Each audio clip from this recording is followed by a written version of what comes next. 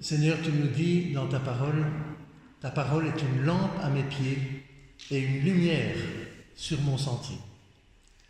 Et ce matin, nous voulons la parcourir pour que tu nous encourages, pour que tu nous enseignes encore à mieux la mettre en pratique.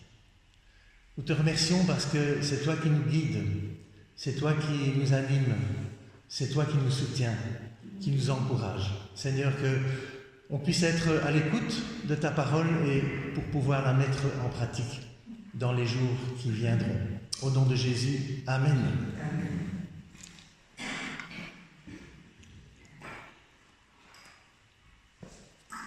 Alors ce matin, je vais parler à propos du roi Ézéchias. Ça fait des années que j'ai envie de faire une prédication à propos du roi Ézéchias parce que c'est quelqu'un d'extraordinaire. Et on va survoler, on lira pas mal de textes qui nous feront survoler son histoire. Donc le premier texte, c'est dans 2 Rois. La 3e année du règne d'Osée, fils d'Éla, sur Israël, Ézéchias, fils d'Akaz, le roi de Juda, devint roi. Il avait 25 ans lorsqu'il devint roi, et il régna 29 ans à Jérusalem. Sa mère s'appelait Abi, et c'était la fille de Zacharie. Il fit ce qui est droit aux yeux de l'Éternel, entièrement comme l'avait fait son ancêtre David. Il fit disparaître les hauts lieux, brisa les statues, abattit les idoles et mit en pièces le serpent de bronze que Moïse avait fabriqué. Car les Israélites avaient jusqu'alors brûlé des parfums devant lui, on l'appelait Nehushtan. Il mit sa confiance dans l'Éternel, le Dieu d'Israël. De tous les rois de Juda qui lui succédèrent ou qui le précédèrent, aucun ne fut pareil à lui. Il s'attacha à l'Éternel sans se détourner de lui et il se conforma au commandement qu'il avait prescrit à Moïse. L'Éternel fut avec Ézéchias, qui réussit dans toutes ses entreprises. Il se révolta contre le roi d'Assyrie et ne lui fut plus asservi. Il porta des coups aux Philistins jusqu'à Gaza et dévasta leur territoire, aussi bien les simples tours de garde que les villes fortifiées.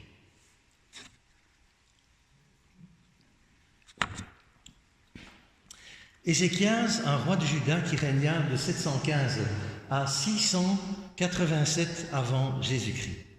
Il est principalement connu pour ses réformes religieuses. Son règne est relaté dans le livre des rois, des chroniques et d'Ésaïe. Donc ça montre que c'est un roi important qui est mentionné bon nombre de fois dans la parole de Dieu, dans la Bible. Il est aussi connu pour sa fidélité à Dieu. Il règne 28 ans sur Juda et je voudrais citer ce matin 4 clés de son règne. Le premier, c'est les réformes religieuses. Le deuxième, la crise avec l'Assyrie, c'était une très grosse crise. 3e point, la construction des fortifications. Et 4e point, maladie et guérison et fin de vie, qui est un peu moins glorieuse par rapport à ce qu'il a vécu. Il est considéré comme un roi juste et fidèle, et son règne est vu comme un modèle de foi et de piété dans l'histoire biblique. Alors ce premier point, les réformes religieuses, c'est vraiment des faits marquants de son règne. Il a détruit les hauts lieux, brisé les idoles, mis fin aux pratiques idolâtres qui avaient été encouragées par ses prédécesseurs.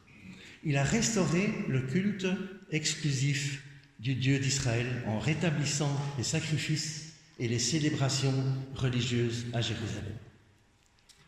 Je vous encourage aussi à relire l'histoire d'Ézéchias dans les trois livres parce que ce matin on va faire que survoler par manque de temps. Dans 2 Chroniques 29-19, nous avons remis en état et sanctifié tous les objets que le roi Akaz, dans son infidélité, avait profanés pendant son règne. Et dans 2 Chroniques 30, on a le chapitre de la célébration de la Pâque, où tout le peuple est là pour se réjouir parce qu'ils sont retournés vers ce Dieu vivant. Je lis 3 versets dans 2 Chroniques 30.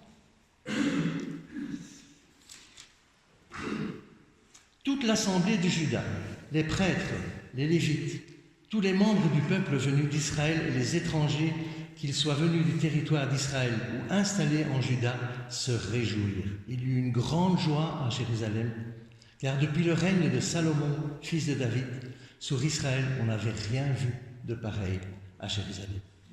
Les prêtres lévites se levèrent pour bénir le peuple et leur voix fut entendue. Leur prière parvint jusqu'à la sainte demeure de l'Éternel, jusqu'au ciel. Leur prière a été entendue. La joie du peuple qui revient vers Dieu. La mise en pratique pour notre vie est en fait très simple. Avons-nous besoin dans notre vie de réforme? Avons-nous besoin de rectifier certaines choses? Avons-nous besoin de retourner à Dieu, de nous en remettre à lui? Avons-nous besoin de nous débarrasser de choses qui encombrent notre vie chrétienne et qui diminuent notre relation avec lui? On vit dans un monde de brutes, on vit dans un monde compliqué. Il y a des tas de choses autour de nous qui peuvent vraiment nous séparer de cette relation avec Dieu. Beaucoup de choses peuvent nous montrer que Dieu n'a pas l'exclusivité dans notre vie ou la première place. Et Cécile, qui dirige ce centre, pourrait mieux en parler de toutes les personnes qu'elle reçoit qui sont addictes à l'une ou l'autre chose. À la drogue, à l'alcool, à la pornographie, aux jeux, aux réseaux sociaux. Quand j'ai eu ma radiothérapie, j'ai été sidéré du nombre de personnes qui m'ont conseillé, y compris dans le milieu médical, de faire appel à un rebouteux, à un coupeur de feu. Je n'avais jamais entendu ce genre de choses dans notre belle ville de Bruxelles. Donc voilà, c'était vraiment une surprise et un étonnement que même dans le milieu médical, ils encourageaient à aller voir un coupeur de feu. Alors l'occasion a été pour moi de témoigner de ma foi en Dieu et d'affirmer que j'ai un Dieu qui me suffit. Je n'ai pas besoin d'autre chose et qui prend soin de moi, qui dirige ma vie. Avons-nous besoin d'autre chose que ce Dieu qui nous donne tant de promesses dans sa parole? Je citerai un verset de Ésaïe 41. « Ne crains rien, car je suis avec toi. Ne promène pas des regards inquiets, car je suis ton Dieu, ton roi. Je te fortifie, je viens à ton secours, je te soutiens de ma droite triomphante. » Avons-nous besoin de plus? Avons-nous besoin de réformes ou bien laissons-nous guider par ce Dieu merveilleux qui a tout prévu pour nous, qui est notre Créateur et qui sait ce qui est bien pour nous? Le deuxième point, c'est la crise avec l'Assyrie. Durant son règne, Ézéchias a dû faire face à la menace de l'Empire assyrien bien plus fort que le royaume de Juda. Le roi Sanchérib insulte le Dieu vivant et il dit que ton Dieu en qui tu crois et en qui tu te confies ne t'abuse pas en disant Jérusalem ne sera pas livrée entre les mains du roi d'Assyrie. Sanchérib connaît la foi d'Ézéchias. Passage dans 2 Rois.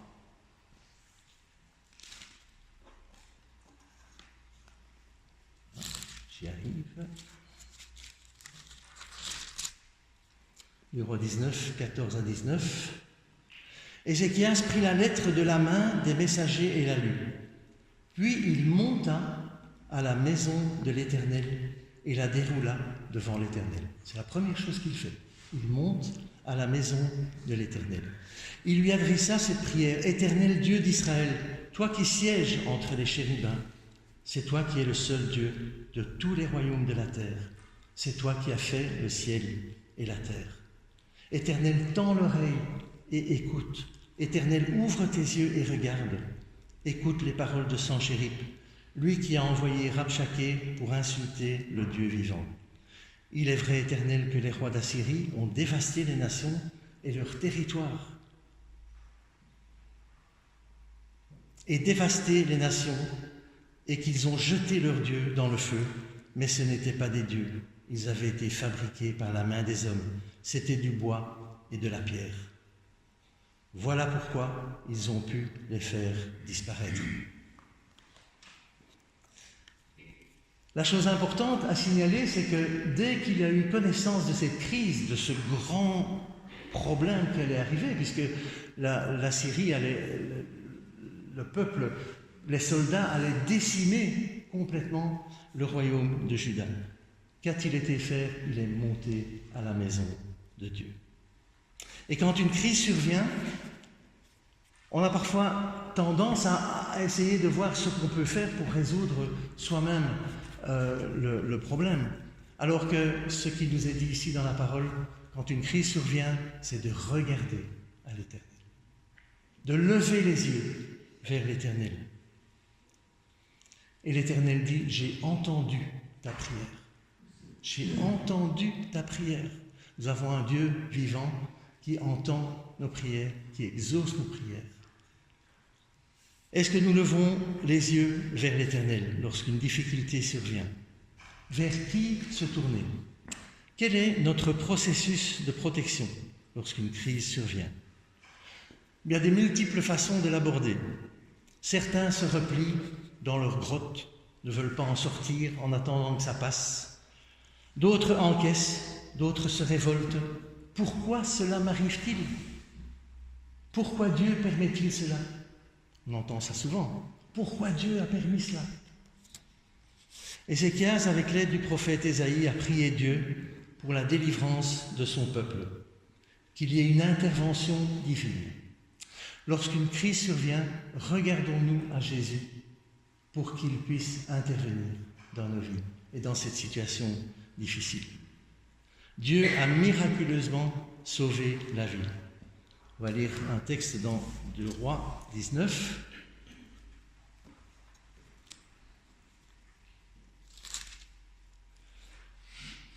C'est pourquoi voici ce que dit l'Éternel à l'intention du roi d'Assyrie.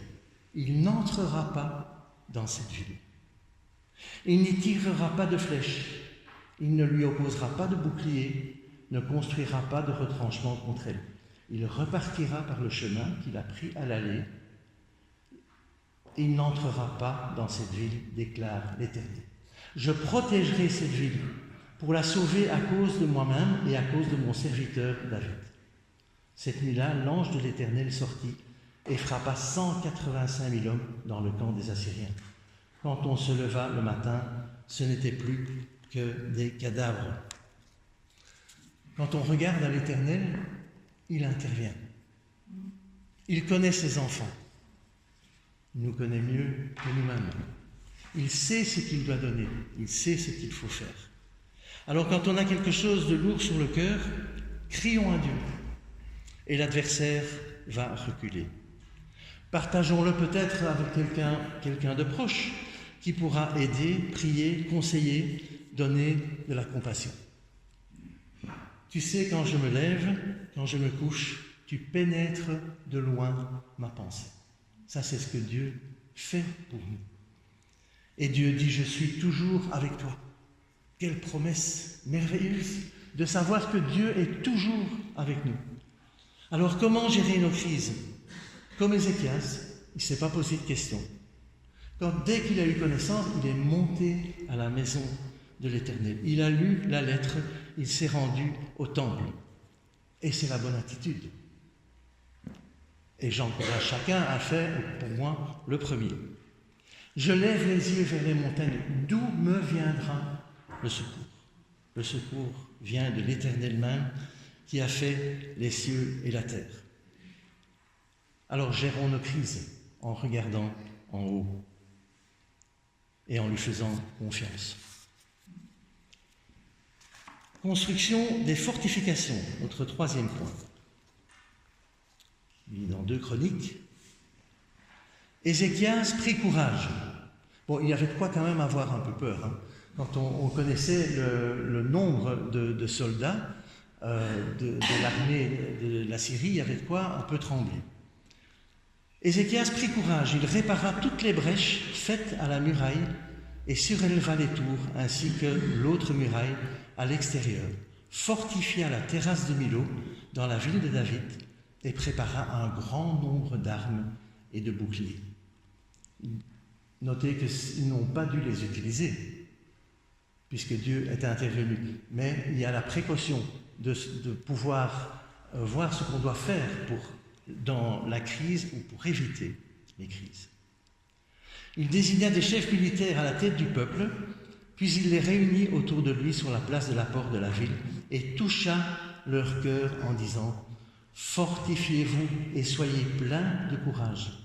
N'ayez pas peur, ne vous laissez pas effrayer face au roi d'Assyrie et à toute la foule qui est avec lui, car avec nous, il y a plus qu'avec lui. » Ça, je trouve merveilleux.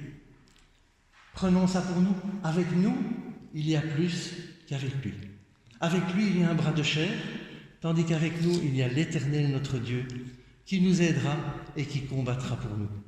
Le peuple eut confiance dans les paroles d'Ézéchias, roi de Juda. Quel texte! Qu'est-ce que c'est rassurant de pouvoir lire ça, qu'on peut compter sur notre Dieu. Ézéchias montre l'exemple et la foule le suit.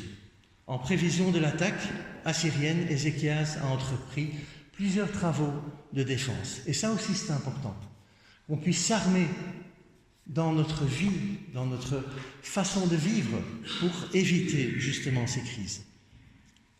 Il a même fait la construction d'un tunnel pour acheminer l'eau à l'intérieur des murailles de Jérusalem. Vous voyez qu'il n'y a rien de nouveau. On parle beaucoup de tunnels en ce moment.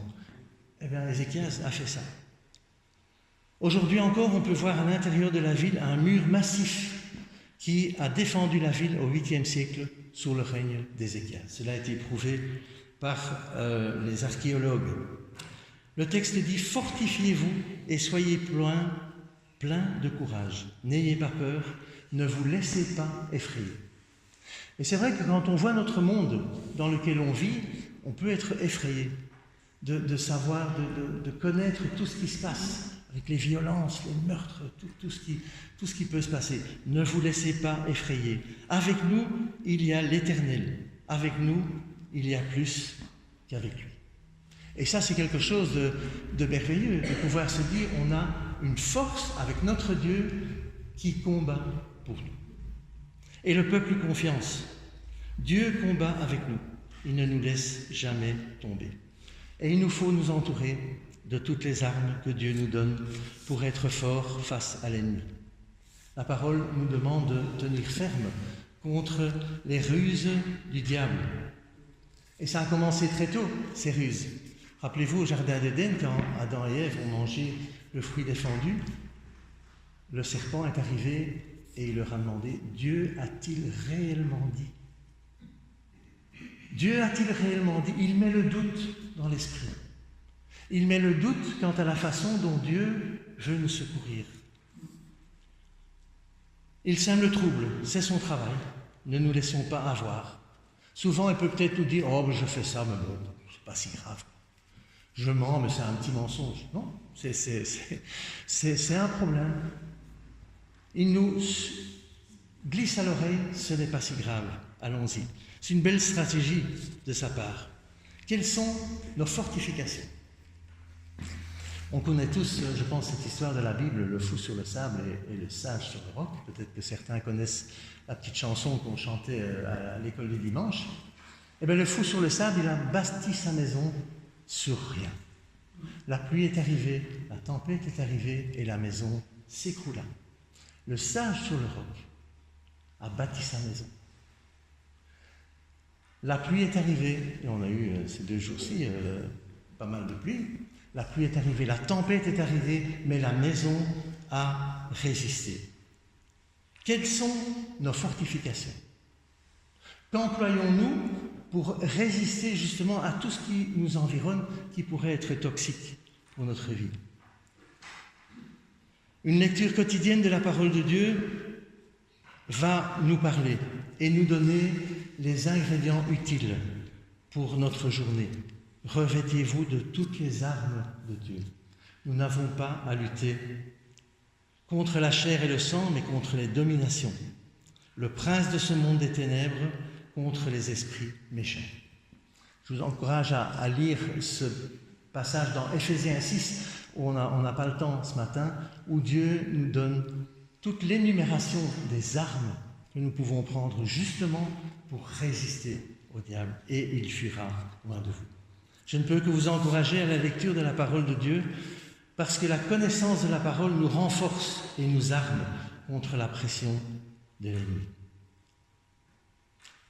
Sanchérib, le roi d'Assyrie, écoutez la parole du grand roi. N'écoutez pas Ézéchias, ils pourront vous pousser dans une mauvaise direction en affirmant « l'Éternel nous délivrera ». Dans 1 roi 19, et vraiment je vous encourage à relire toute cette histoire d'Ézéchias parce que c'est extraordinaire de voir comment Dieu intervient, comment Dieu agit. On voit tout le récit de la délivrance de Jérusalem. Les serviteurs du roi Ézéchias vont trouver Ésaïe qui dit « Voici ce que dit l'Éternel, ne te laisse pas effrayer par la parole que tu as entendue. J'ai entendu ta prière. » La force de la prière dépend bien sûr beaucoup aussi de la relation que nous avons avec Dieu. Ça, c'est fondamental. L'intention du roi d'Assyrie, voilà ce que dit l'Éternel à son intention. Il n'entrera pas dans cette ville. Cette nuit-là, l'ange de l'Éternel sortit et frappa, on l'a vu, 185 000 hommes.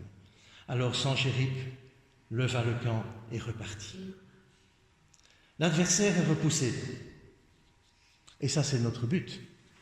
En tant qu'enfant de Dieu, c'est de repousser l'adversaire qui va nous miner, qui va nous attaquer, qui va nous faire du mal, qui va nous empêcher de faire d'autres choses pour le service du Seigneur. Un mot à propos d'Ésaïe. Il a conseillé Ézéchias, il a été un coach spirituel en quelque sorte. On parle aujourd'hui beaucoup de coach. Il a coaché Ézéchias, il était l'intermédiaire entre l'Éternel et Ézéchias. Il a joué un rôle tellement important pendant son règne. Il a soutenu dans ses efforts, dans son combat et dans les crises auxquelles il a dû faire face. Alors peut-être entourons-nous de personnes qui peuvent nous aider, qui peuvent nous soutenir, qui peuvent nous encourager. Comme quand on se réunit, qu'on peut vivre de la communion fraternelle. Quand on est malade, quand on est faible, faisons appel. Levons les yeux vers Dieu, mais aussi faisons appel à nos frères et sœurs en Christ qui peuvent nous aider. Sommes-nous des influenceurs de la foi? Alors aujourd'hui, on parle beaucoup d'influenceurs qui sont suivis par des millions de personnes. Et je me suis dit, mais est-ce que moi je suis un influenceur de la foi? Sommes-nous des influenceurs de la foi? Celui qui va être là pour proclamer la parole de Dieu, d'une part, mais qui va aussi être là dans les moments de crise, celui qui a compassion, celui qui va aider, celui qui perçoit, qui ressent le besoin des autres. On a besoin de recevoir, mais on a tous aussi besoin de donner. Et tout le monde peut le faire. Tout le monde peut le faire. Et je voudrais juste ouvrir une petite parenthèse pour toutes les personnes âgées qui sont dans notre communauté. On entend parfois les personnes plus âgées dire « Oh ben, moi je ne peux plus rien faire ». Non, il y a des choses à faire. Le fait d'être présent ici, déjà ce matin ou lors des cultes, ça veut dire que ça encourage la communauté, ça veut dire que vous êtes fidèles à poursuivre le Seigneur. Et puis il y a la prière qui est toujours possible. Pour les personnes plus âgées, elles ont plus de temps et elles peuvent prier pour l'un et l'autre. Et c'est pour ça que le petit annuaire est important aussi, pour qu'on puisse prier les uns pour les autres. Le quatrième point, maladie et guérison miraculeuse d'Ézéchias.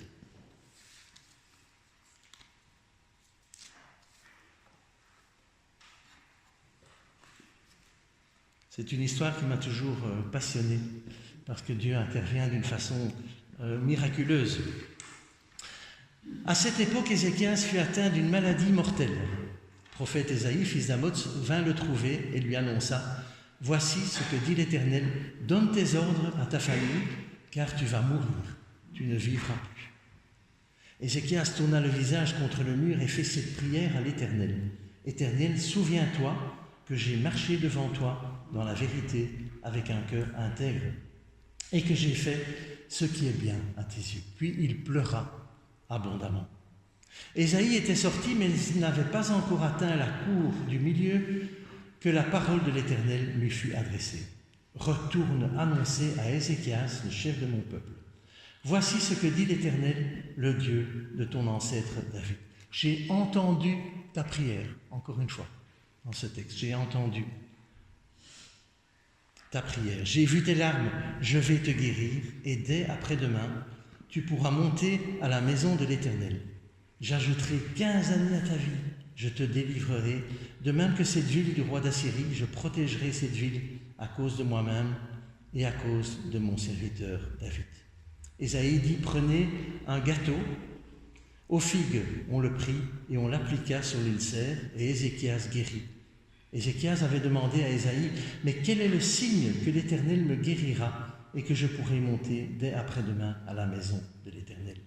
Ésaïe dit, voici pour toi, de la part de l'Éternel, le signe qu'il accomplira la parole qu'il a prononcée. L'ombre, soleil, doit-elle avancer ou reculer de 10 marches? Ézéchias répondit, c'est facile pour l'ombre d'avancer de 10 marches. Qu'elle recule plutôt de 10 marches. Alors le prophète Ésaïe fit appel à l'Éternel, et celui-ci fit reculer l'ombre de 10 marches sur l'escalier d'Akaz où elle était déjà descendue. Fait unique dans la Bible et dans l'histoire du monde. Ézéchias demande un signe et Dieu fait reculer de 10 degrés le soleil. C'est un fait scientifique qui a été prouvé. Donc, encore une fois, cela montre la véracité de la Bible. On voit par la suite ce qu'Ézéchias en a fait de cette prolongation de vie. Dieu est extraordinaire, il n'a pas de limite. Dieu peut faire des choses qu'on ne voit jamais, qu'on n'a jamais vues.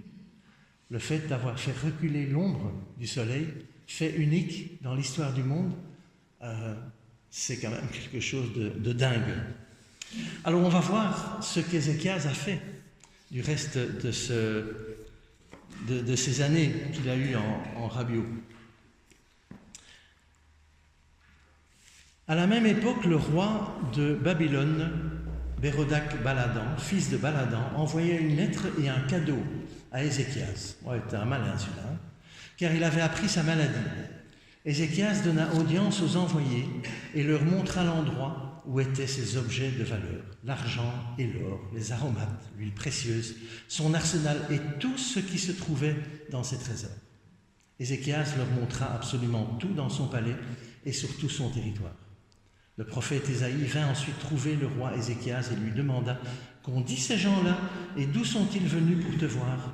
Ézéchias répondit « Ils sont venus d'un pays éloigné de Babylone. » Ésaïe ajouta « Qu'ont-ils vu dans ton palais ?» Ézéchias répondit « Ils ont vu tout ce qu'il y a chez moi.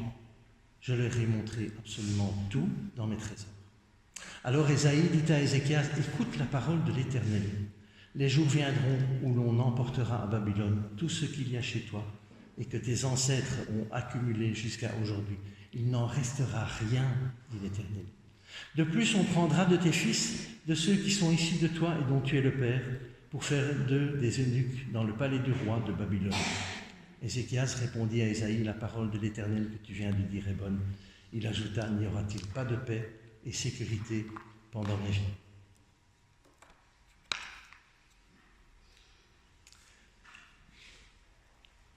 Voilà ce qui fait de ces 15 années son péché d'orgueil qui montre, qui nous renseigne la façon dont Ézéchias a reconnu tout ce qu'il avait reçu de l'Éternel, mais qu'il avait envie de montrer, de montrer à tout le monde.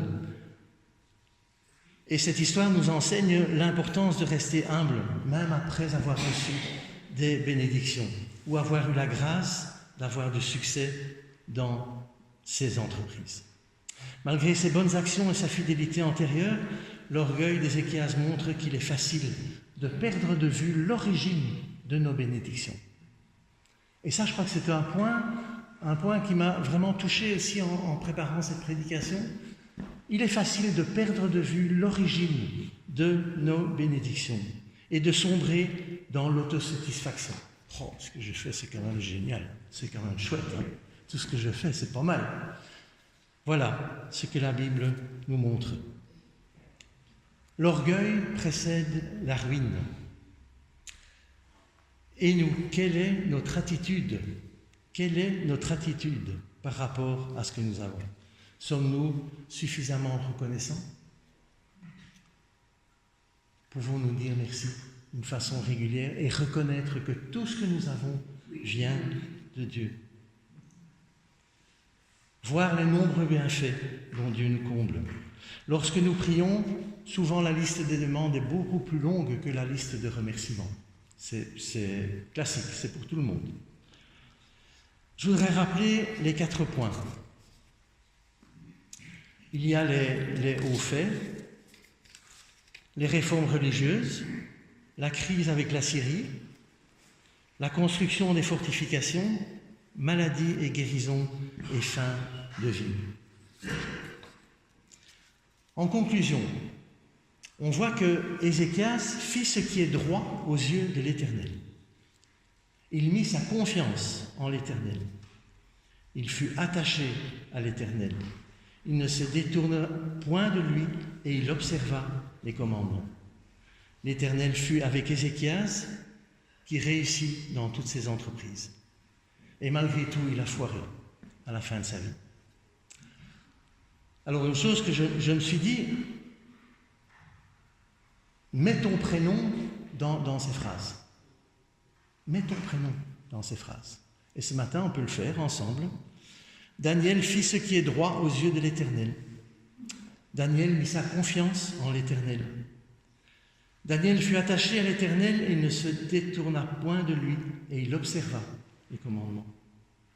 L'Éternel fut avec Daniel qui réussit dans ses entreprises. Alors, je ne sais pas si chacun a pu donner son prénom, mais ça donne toute l'ampleur de l'engagement que nous avons pour le Seigneur et toute la merveille de l'engagement que Dieu a pour nous. Prenons le temps de réfléchir et peut-être de revenir à Dieu, de rectifier le tir, d'enlever les idoles, remettre les choses au point. Dieu dit « Je suis avec vous tous les jours jusqu'à la fin de ce monde ». Que le Seigneur nous entende, nous conduise, nous porte, nous encourage jusqu'au bout de notre chemin. Et j'ai envie de dire « Alléluia, vive le Seigneur ». On va prier.